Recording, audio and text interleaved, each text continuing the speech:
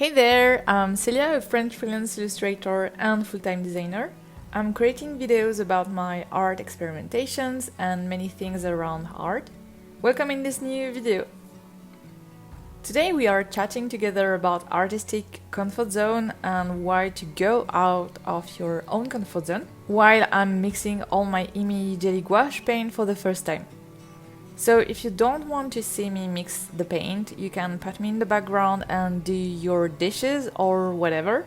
But mixing the paint is really satisfying, so I hope you will like it as well. So as an artist, I always had a comfort zone, something quite specific that I like to draw or to paint, and some things that are really complicated for me to create. It can concern medium, techniques, specific style or colors. What you love to do can be defined as your comfort zone, and everything from what you never did to what you don't like to do is considered outside your comfort zone. But it's an evolving thing that never stops changing while you're progressing as an artist.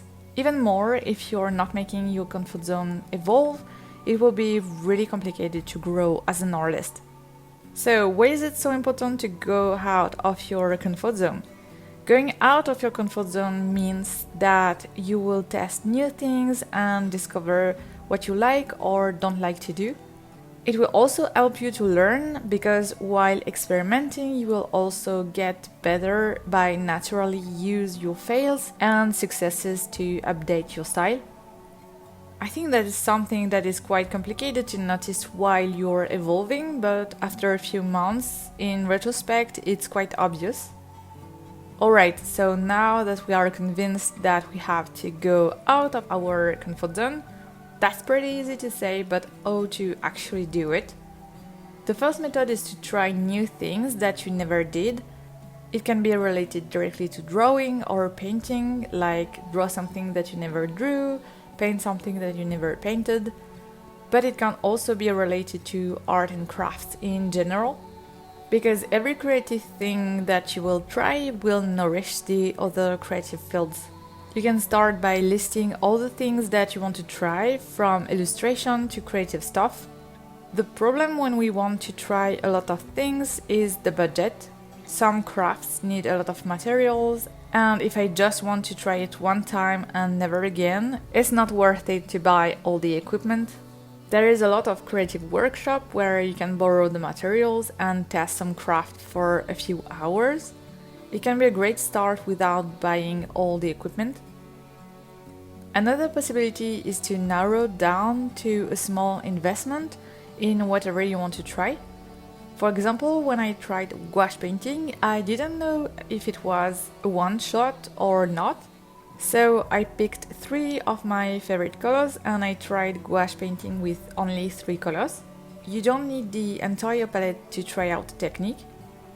Don't be tricked by beginner's pack because they often look quite attractive, but most of the time they are really expensive regarding the quality of the art supplies they provide. It's a better idea to focus on a better quality but select a small quantity of supplies. So in theory, trying new things will automatically put you outside your comfort zone, and that's it.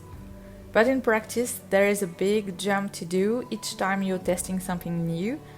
You have to accept to fail, because when you try new things, there is a little chance for you to be good at it at the first time, but the chances are you will do some mistakes, do something ugly, and not being really satisfied about it. Being okay with fails and do ugly things will actually allow you to get better. Try to focus on having fun and experimenting. Some artists are using ugly sketchbooks to do ugly things.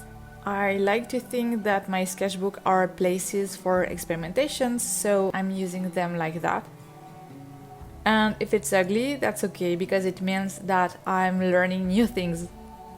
I really love to go out of my comfort zone because afterwards I can see that it's changed a lot my work. For example, when I was younger, I was mostly using black and white because I was really scared of using colors and I was not really good at it. And then I tried a lot of things, I did a lot of mistakes, and now my work is mostly really colorful. A lot of the big changes in my style have been made like that, and it's really funny to see that after a few years. And that's it for today. I hope this little chat was interesting for you. I'm really curious about the last thing you did outside your comfort zone, so don't hesitate to tell me in comment. Thank you so much for watching, and I'll see you soon. Bye!